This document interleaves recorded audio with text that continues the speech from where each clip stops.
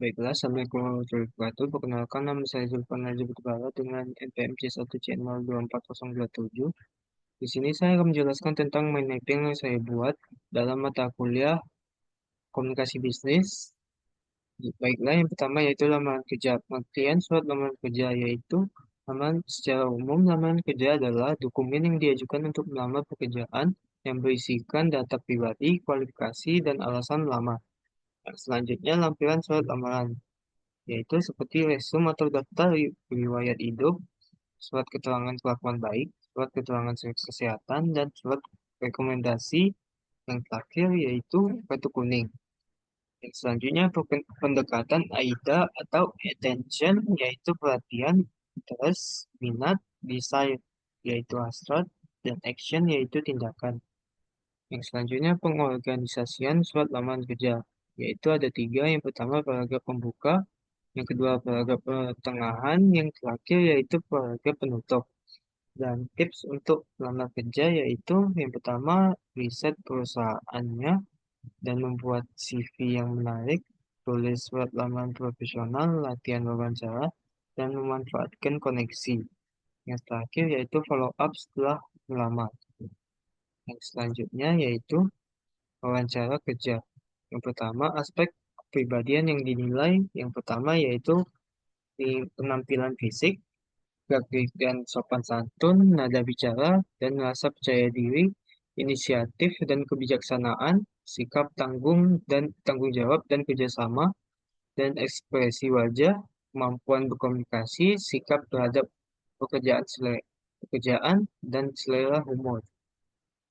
Dan selanjutnya cara mengenali pekerjaan dan perusahaan. Yang pertama, meneliti informasi tentang perusahaan. Yang kedua, wawancara sebagai komunikasi dua arah, yaitu pertanyaan tentang pekerjaan dan karir, dan pertanyaan tentang perusahaan dan industri. Dan pentingnya mengajukan pertanyaan yang tepat. Yang selanjutnya, apa yang harus dilakukan setelah wawancara, yaitu setelah wawancara berakhir, sebaiknya kita mengirimkan surat ucapan terima kasih kepada pewawancara. Tahapan dalam wawancara yaitu pertama wawancara pendahuluan dan yang kedua wawancara seleksi. Selanjutnya persiapan wawancara kerja. Ada hal yang harus dilakukan dan ada hal yang harus dihindari. Pertanyaan penting saat wawancara yaitu pekerjaan yang dilamar, pendidikan dan pelatihan, latar belakang keluarga, kepribadian, penilaian pribadi, tujuan karir, ibu, dan aktivitas lain. Perusahaan dan industri, pengalaman kerja sebelumnya, pergaulan di tempat kerja, delegasi, dan pengambilan keputusan. Baiklah, di slide selanjutnya, yaitu teks negosiasi. Yang pertama, fungsi teks negosiasi yaitu bersama-sama keduanya dapat mencapai tujuan mereka. Yang kedua, diskusi yang berhasil dapat memperkuat ikatan antara kedua belah pihak. Yang ketiga, digunakan untuk mencegah masalah atau menemukan solusi yang damai. Dan ciri teks negosiasi yaitu adanya dua belah pihak atau lebih.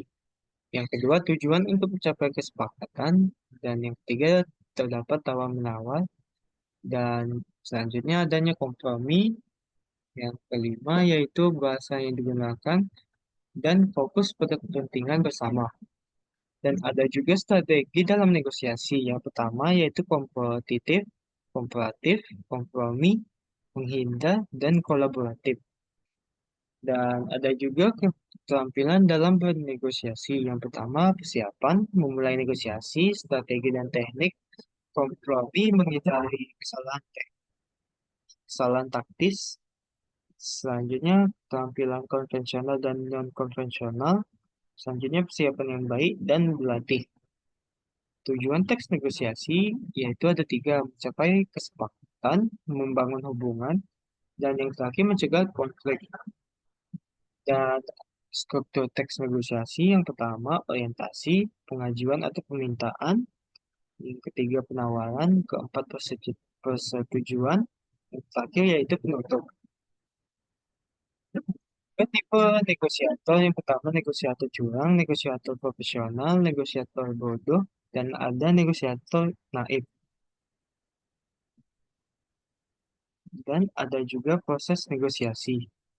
Yang pertama, tahap pertama persiapan, tahap kedua kontak pertama, tahap ketiga konfrontasi, tahap keempat konsiliasi, tahap kelima solusi, dan yang terakhir tahap keenam pasca negosiasi. Baiklah, di slide selanjutnya, yaitu laporan dan presentasi bisnis.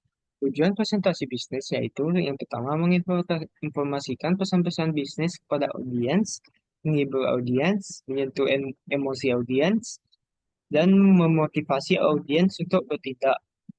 Yang selanjutnya persiapan dalam presentasi bisnis. Yang pertama penguasaan terhadap topik atau materi.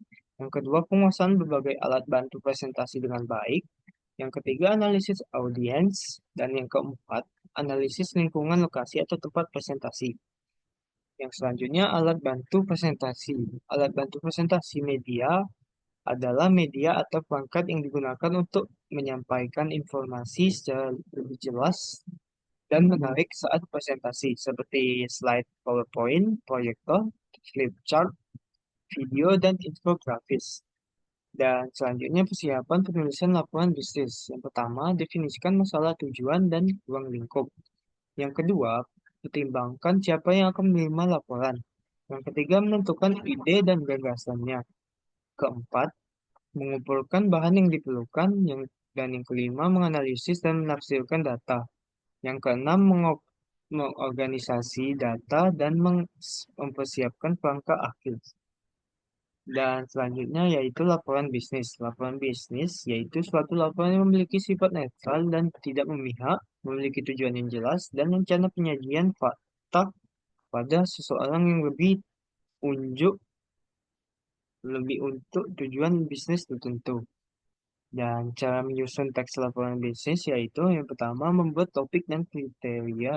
Yang kedua menyusun urutan suatu peristiwa. Yang ketiga mendeskripsikan lokasi atau tempat.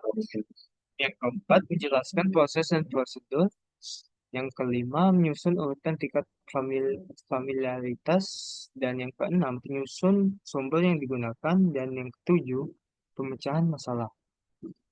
Baiklah, yang slide selanjutnya yaitu laporan singkat. Karakteristik laporan singkat yaitu laporan singkat lebih menekankan pada tubuh atau bodi laporan yang mencakup pembukaan, hasil temuan, bahasan, dan bagian penutup.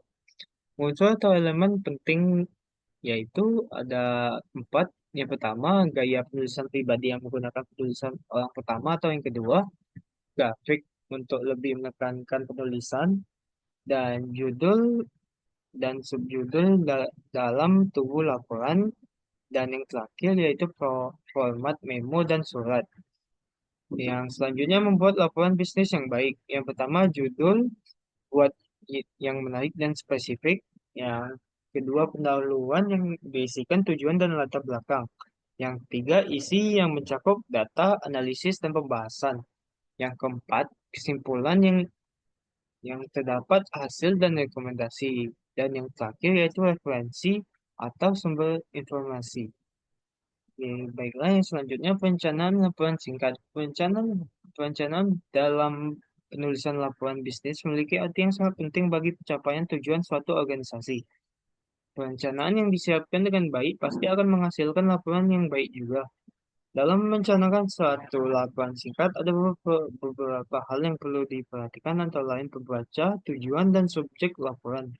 Masing-masing elemen atau unsur akan mempengaruhi format dan panjang gaya serta organisasi suatu laporan.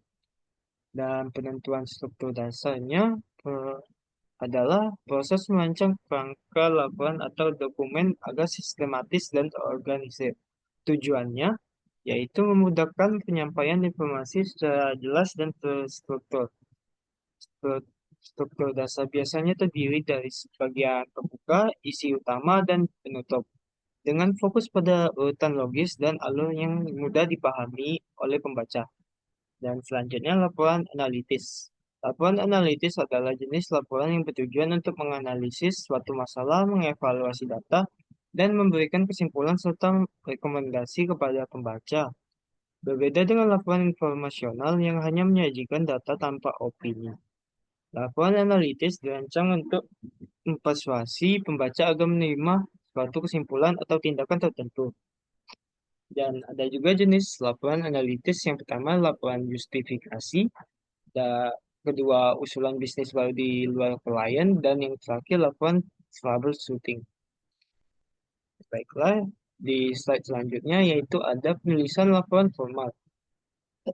Yang pertama, tugas informasional, yaitu suatu studi yang mengarah kepada laporan faktual dengan sedikit analisis atau penafsiran, umumnya dikelompokkan atas dasar subtopik. Berikut adalah beberapa cara untuk menyusun subtopik tersebut. Yang pertama yaitu urutan tingkat kepentingan, yang kedua secara urutan dan secara kronologis, menurut ruang tempatnya, yang kelima menurut geografis, dan yang terakhir menurut kategori. Tugas analitis yaitu laporan yang berisikan analisis, kesimpulan, dan rekomendasi, umumnya dikarenakan dengan metode pemecahan massa. Hipotesis merupakan suatu pendekatan struktural yang paling umum. Bila masalahnya adalah menemukan penyebabnya atau mencari pemecahan suatu masalah, salah satu cara untuk mengatasinya adalah memformulasikan penjelasan hipotesis. Dan aturan pembagiannya yang pertama yaitu memilih prinsip-prinsip dasar pembagian. Yang kedua, gunakan satu prinsip setiap membagi laporan ke dalam subtopik. Yang ketiga, setiap pembagian kelompok harus terpisah dan berbeda. Dan yang keempat, teliti dalam melakukan pendaftaran semua komponen. Yang selanjutnya, sumber-sumber primer. Informasi yang berasal dari tangan pertama atau pihak yang mengalami, menyaksikan, atau menciptakan suatu informasi. Ada 4 cara untuk mengumpulkan data primer, yaitu yang pertama, dokumen, seperti laporan penjualan, laporan laba rugi, dan neraca saldo, dan yang lainnya. Yang kedua, mengunjungi kegiatan yang tengah berlangsung dalam suatu bisnis. Yang ketiga, survei, seperti melakukan wawancara. Yang keempat, eksperimen. Dan selanjutnya, sumber-sumber sekunder, yaitu data yang sudah dikumpulkan, diolah, atau analisis oleh orang lain. Dan ada beberapa alasan yang membelakangi mengapa banyak menggunakan sumber-sumber sekunder, yaitu yang pertama, lebih menghemat waktu, ketelitian, eh, relevansi, yang terakhir efektivitas biaya. Dan di slide selanjutnya yaitu teknologi dan komunikasi. Yang pertama, perkembangan teknologi dalam komunikasi bisnis. Dulu, komunikasi bisnis dilakukan melalui surat, telepon, dan tatap muka. Perkembangan teknologi membawa komunikasi ke ranah digital melalui email, video conference, dan media sosial. Dan komunikasi melalui media teknologi informasi, seperti komputer personal atau penyimpanan data. Dan internet dan email, media sosial, aplikasi komunikasi bisnis seperti Zoom, Slack, dan Microsoft Teams. Dan selanjutnya, manfaat teknologi dalam komunikasi bisnis. Yang pertama, efisiensi waktu dan biaya. Yang kedua, kemudahan akses informasi. Yang ketiga, peningkatan kolaborasi. Dan yang keempat, peluang pasar global. Selanjutnya, tantangan implementasi teknologi dalam komunikasi. Yang pertama, keamanan data dan privasi. Dan yang kedua, kesenjangan digital. Yang ketiga, adaptasi terhadap perubahan. Yang keempat, gangguan dalam komunikasi interpersonal. Dan yang terakhir, strategi mengoptimalkan teknologi dalam komunikasi. Yang pertama, pelatihan dan pengembangan karyawan. Yang kedua, kebijakan keamanan informasi. Yang ketiga, pemilihan platform yang tepat. Dan yang terakhir, evaluasi dan adaptasi terhadap tren teknologi. Baiklah, sekian dari penjelasan saya tentang mind mapping dalam mata kuliah komunikasi bisnis. Terima kasih.